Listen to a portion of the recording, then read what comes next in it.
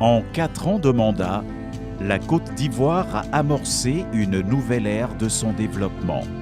Les faits sont là et ils sont palpables.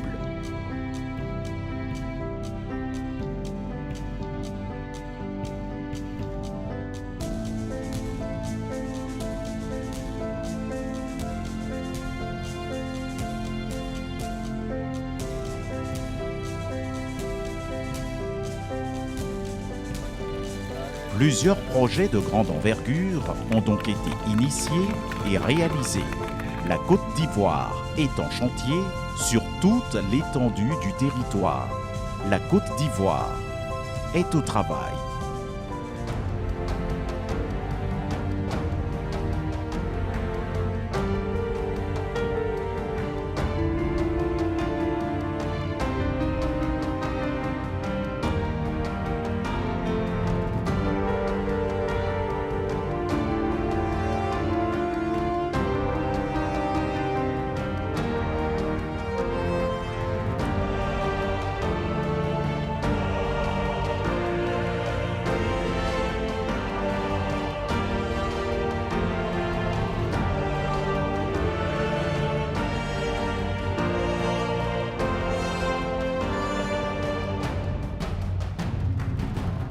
« 28 juin 2015, Abidjan, zone industrielle de Yopougon. Nous assistons à la pose d'un pylône de type tubulaire adapté à l'environnement urbain. C'est l'un des pylônes qui serviront au transport de l'électricité du barrage de Soubré.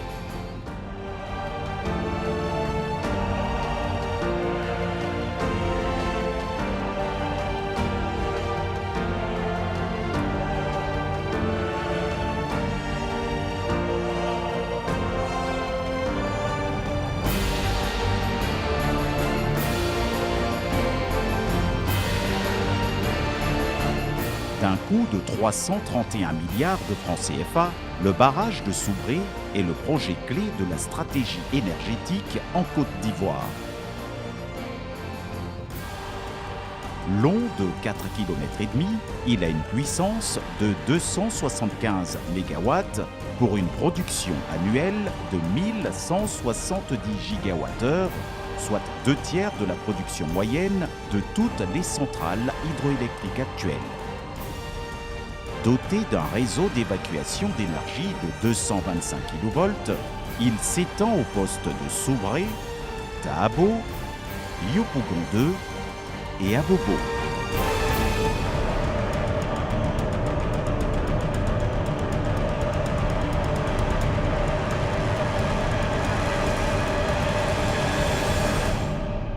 « 56 mois. C'est le temps prévu pour les travaux de construction du barrage de Soubré. Ce barrage viendra relever le niveau de l'hydroélectricité en Côte d'Ivoire, contribuer à rééquilibrer le mix énergétique et permettre de faire face, à moindre coût, à l'évolution croissante de la demande d'électricité. Ceci était une promesse de campagne du candidat Alassane Ouattara en 2010 qui ambitionnait de tracer les sillons devant faire de la Côte d'Ivoire le hub énergétique de l'Afrique au sud du Sahara à l'orée 2020. Des investissements importants seront faits pour de nouveaux barrages hydroélectriques qui permettront d'avoir de l'électricité à bas prix. Je ne veux plus que les villages en Côte d'Ivoire soient dans le noir.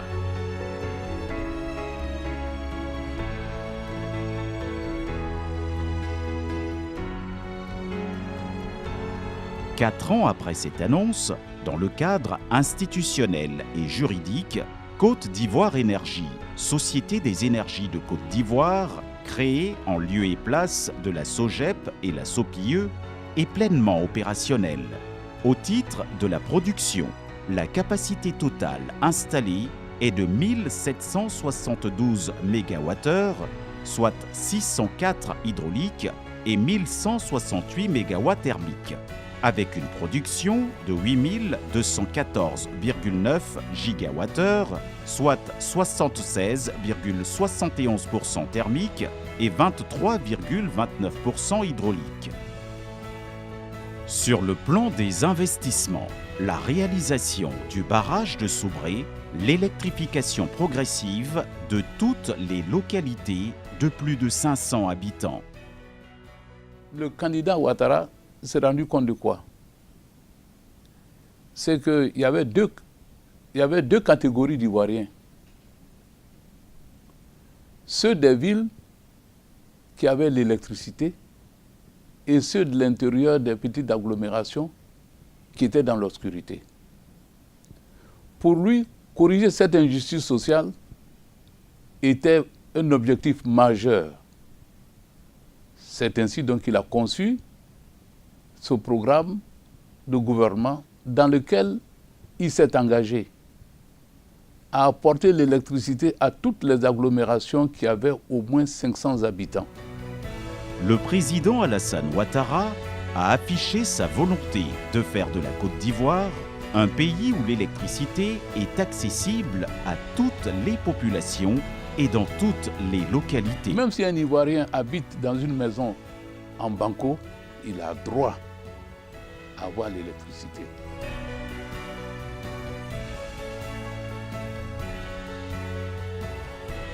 C'est trop même, je suis trop content même. Il a droit à donner la lumière à ses enfants.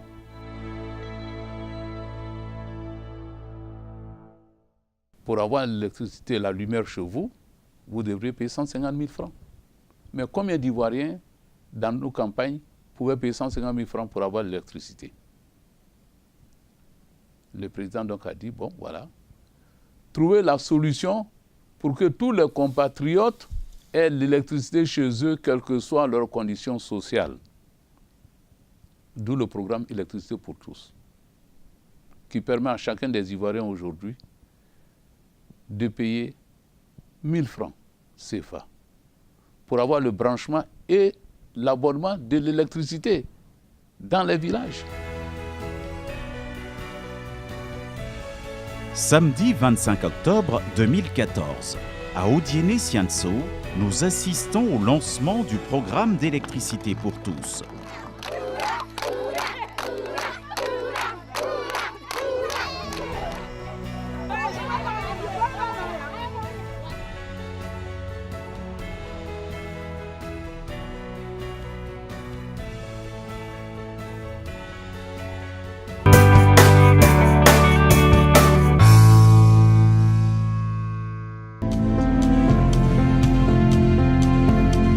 Côte d'Ivoire au travail. Idée, initiative, réalisation, Cissé Images. Conception, production, post-production, image production internationale. Partenaire technique, HCC. Diffuseur national, RTV.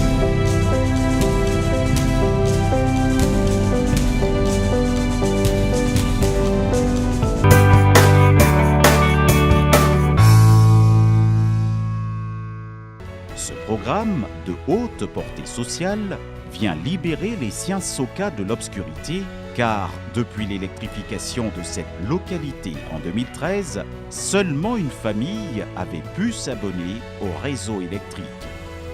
Quand nous sommes arrivés à Sianso en novembre 2013, nous y avons trouvé 117 familles. Personne n'avait l'électricité chez lui. Le village a été éclairé. Mais en 2014, il n'y avait qu'une seule famille qui s'est abonnée. Mais après avoir lancé le programme d'électrification pour tous, quand nous sommes revenus dans le village, les 117 familles avaient l'électricité. Mon petit frère a payé 1 000 francs seulement. Voilà, il a reçu des 1 000 francs. Voilà courant. Quand ils ont mis avec 200 francs seulement, je vous dis. Parce que c'est un compteur économie. Quand tu mets 200 francs seulement, tu peux faire près d'1 mois dessus. 200. Depuis le premier compteur a été installé, ça fait près d'1 mois, mais ça y est encore dedans. C'est très bon pour les pauvres, c'est-à-dire que pour le village. Mais tellement on est content. On ne peut pas expliquer ça à quelqu'un. C'est Dieu seul qui connaît comment on est content. Moi, à mon âge, il va dans 60 ans aujourd'hui. C'est ma première fois d'appuyer contact sur ma maison. je n'ai jamais, depuis que je suis né, je n'ai jamais trouvé courant chez moi. C'est grâce au gouvernement d'aujourd'hui, moi, Mara, j'ai eu courant dans ma chambre. Je remercie très bien le gouvernement. C'est ça, le progrès. Amener l'électricité dans les campagnes, c'est une chose, mais apporter l'électricité aux familles, c'est toute autre chose. Je crois que c'est ça le programme du gouvernement. À travers ce programme, ce sont près de 1000 localités qui ont été électrifiées de 2012 à juin 2015. À travers la facilité d'accès à l'électricité qu'offre le programme Électricité pour tous, le nombre d'abonnés a considérablement augmenté, toujours dans sa volonté de permettre aux populations d'avoir accès à l'électricité. Le gouvernement a également mis en place le Programme national d'électrification rurale, PRONER 2020, devant permettre l'électrification de toutes les localités d'au moins 500 habitants. Le PRONER 2016, évalué à 220 milliards de francs CFA, va permettre d'électrifier 2212 localités sur la période 2013-2016. En dépit de toutes ces mesures, plusieurs personnes trouvent encore élevé le coût de l'électricité. Le coût de revient du kilowattheure en Côte d'Ivoire est de 76 francs.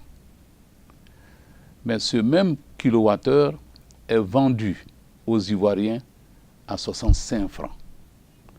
Donc il y a 11 francs entre le coût de revient du kilowattheure et le coût auquel nous le vendons aux Ivoiriens. Ceci crée donc au niveau de l'État un déficit de 63 milliards par an. 63 milliards par an que nous avons essayé de réduire en faisant un ajustement tarifaire. Cet argent qui sera économisé par l'État peut servir à construire des écoles, des hôpitaux, des routes. L'ajustement tarifaire auquel nous venons de procéder a été fait sur les instructions expresses du président à la condition que nous ne touchions pas les ménages les plus faibles économiquement. Pour mieux apprécier le coût de l'électricité en Côte d'Ivoire, nous avons dressé un tableau comparatif des coûts dans la sous-région. Ainsi, au Bénin, pour une population de 8 520 876 habitants, le taux d'accès à l'électricité est de 26,5% pour un coût de 75,8 francs par kilowattheure. Au Burkina Faso, pour une population de 15 224 780 habitants, le taux d'accès à l'électricité est estimé à 27% pour un coût de 118 francs par kilowattheure. Au Libéria, pour une population de 4 128 600 habitants, le taux d'accès à l'électricité est estimé à 15% et coûte 170 francs par kilowattheure. Au Ghana, pour une population de 23 840 000 habitants, le taux d'accès à l'électricité est estimé à 66,7% pour un coût au kilowattheure de 150,4 francs. Avec ces statistiques, la Côte d'Ivoire, ayant une population de 21 237 795 habitants, a un coût de 65 francs CFA par kilowattheure, avec un taux d'accès de 78,9%. Cela prouve que l'électricité en Côte d'Ivoire est de moindre coût et accessible à tous.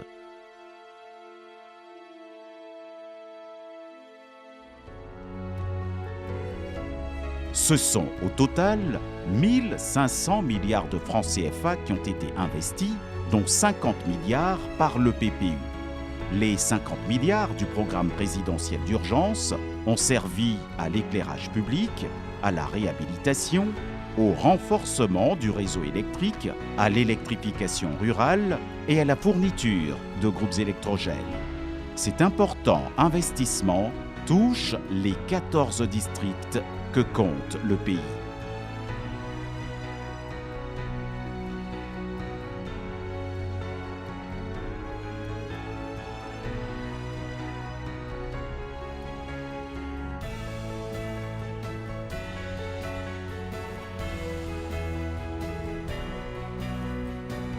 En dépit de ces investissements, certaines communes connaissent depuis quelque temps des coupures d'électricité. Pourquoi est-ce que nous avons maintenant quelques perturbations qui ne sont pas des délestages, et j'insiste là-dessus, qui ne sont pas des délestages, c'est dû aux aléas climatiques, au couplage de nos installations et les travaux importants que nous sommes en train de faire sur notre réseau de transport et de distribution, et aussi aux problèmes que nous avons avec les orages dans le sud. Bien qu'il y ait des perturbations sur le réseau électrique en Côte d'Ivoire, une étude comparative montre qu'il est le pays où l'on observe le moins de coupures. En Afrique du Sud, par exemple, le temps moyen de coupure de l'électricité est de 52 heures par an. Au Ghana, on compte 65 heures par an pour les zones urbaines et 104 heures pour les zones rurales. Au Sénégal, il s'évalue à 588 heures par an, tandis qu'en Côte d'Ivoire, on notait 40,07 heures par an en 2014. L'État ivoirien a pour objectif de passer à 35 heures par an en 2015, puis 20 heures par an en 2018 et à environ 15 heures par an en 2020.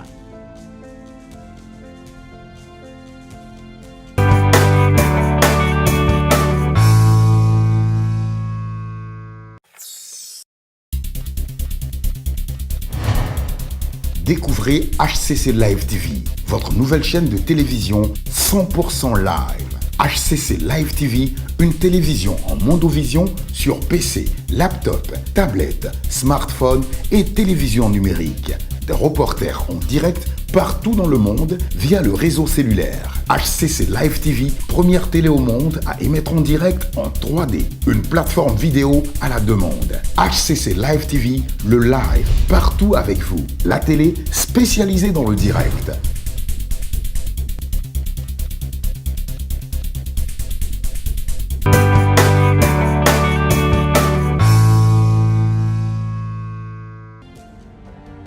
Pour améliorer la desserte en électricité, le président de la République a mis au cœur de sa politique énergétique le mix énergétique, d'où la construction du barrage de Sobré pour équilibrer les sources de production auxquelles le gaz contribuait à 80% contre 20% pour l'hydroélectricité. Ce projet, je dois le dire, me tenait tout particulièrement à cœur, car j'en avais fait une promesse de campagne. Et je peux vous le dire aujourd'hui, je l'avais promis également à mes aînés, Abdombaï et Marcel Zadi.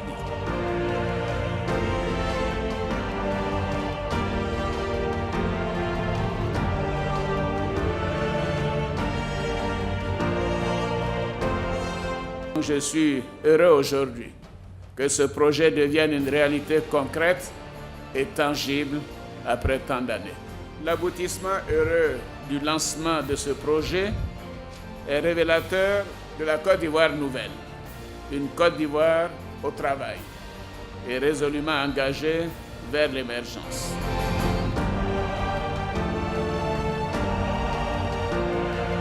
Notre pays, dans les années 90, avait accordé la priorité au développement du parc de production thermique. Ce choix stratégique a permis de satisfaire à plus de 70% la demande nationale en électricité. Mais face au déficit financier dans le secteur, qui était estimé à près de 170 milliards de francs CFA en 2010, quand nous arrivions aux affaires, il nous fallait alors alterner judicieusement avec l'hydroélectricité, c'est-à-dire faire le choix de l'hydroélectricité. Quand le candidat Ado promet, le président Alassane Ouattara le réalise. À cet effet, faisons un retour en arrière. 2010. Au cours de la campagne présidentielle dans le Zanzan, le candidat Ado déroule son plan sur l'électricité en Côte d'Ivoire. Sur les 50 villages, seulement 5 localités sont électrifiées. Une bonne partie de la ville de Nation d'ailleurs est dans le noir. Nous avons fait le même constat à Bandoukou et bien entendu à côté ici à Bouna. Le courant est rare et les coupures d'électricité sont très fréquentes. Alors moi j'ai un plan pour l'électricité.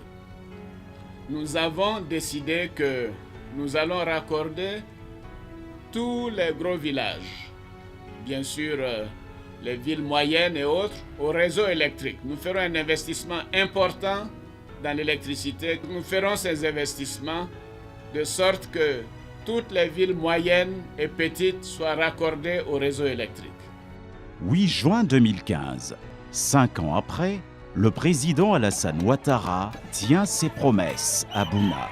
Le Premier ministre Daniel Kablan-Duncan a procédé au raccordement de 62 localités du Bunkani au réseau électrique.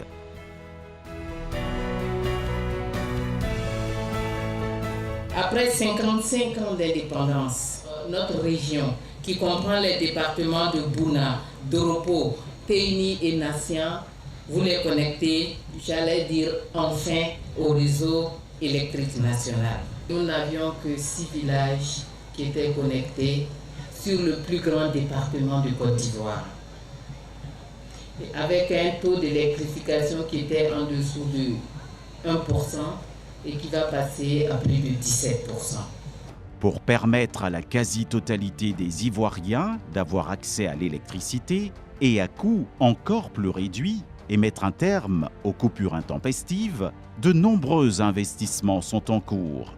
En 2014, le gouvernement a procédé au lancement des travaux de construction du poste source 90 sur 15 kV d'Anoumabo, qui permettra l'amélioration de l'alimentation en électricité des zones centre et sud d'Abidjan. Dans le domaine du transport de l'énergie, en plus du poste d'Anoumabo, sont prévus les postes suivants. Azito, Djibi, Anani, Port-Boué, zone industrielle PK24, Grand Bassam, ainsi que les extensions des postes de Yopougon et de la Riviera. Près de 3000 km de lignes haute tension et une vingtaine de postes de transformation seront construits à l'intérieur du pays. Le mardi 30 juin 2015, le président Alassane Ouattara a procédé à la mise en service de la phase 3 de la centrale thermique à cycle combiné d'Azito Énergie SA, dont les travaux ont duré 27 mois. En plus d'Azito, les centrales de Cyprel et d'Agricro ont été renforcées à plus de 350 MW. Dans le domaine de la production, en plus du barrage de Soubré qui sera livré en 2017, 10 autres barrages sont prévus. Il s'agit des barrages de Gao sur le fleuve Bafing, de Tayabouli, Gribo-Bopoli, Boutoubré et Louga sur le fleuve Sassandra, de Taïbili et de Tiboto sur le Cavali, de Saint-Grobo et de Kokumbo sur le Bandama, d'Aboisseau-Comoé sur le fleuve Comoé. Également la construction de 2 centrales thermiques à charbon à San Pedro et enfin la construction d'une centrale solaire dans la région de Boundiali. L'objectif visé à travers ces projets est d'atteindre 4000 MW en 2020. On dit que l'eau, c'est la vie. Mais l'électricité, c'est le développement. Parce que s'il n'y a pas d'électricité,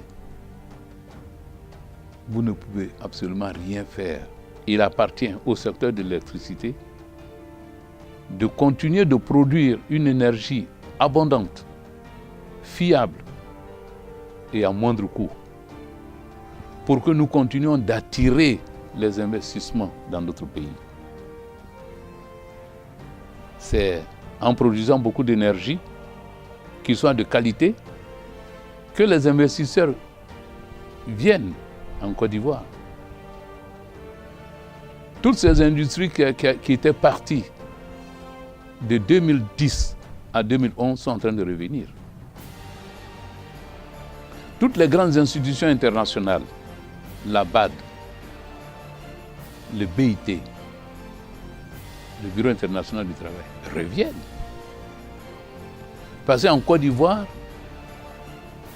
vous avez l'électricité 24 heures sur 24. Mais il reste beaucoup à faire. Et le président Ouattara veille à ce que le progrès que nous avons amené à ce secteur s'amplifie, que ce progrès se développe pour que nous maintenions la position que nous avons aujourd'hui d'être un success story.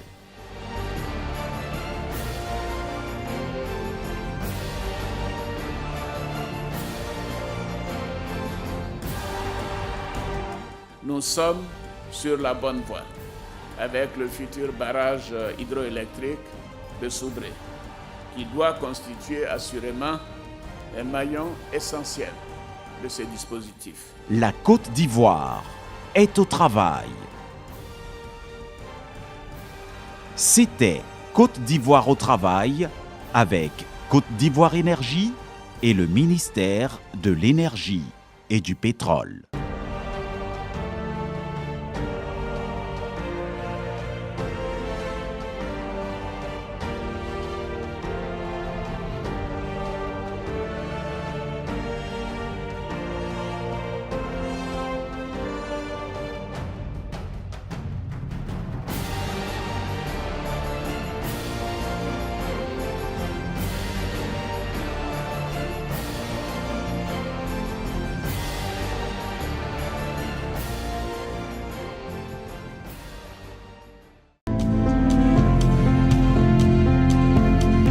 Côte d'Ivoire au travail.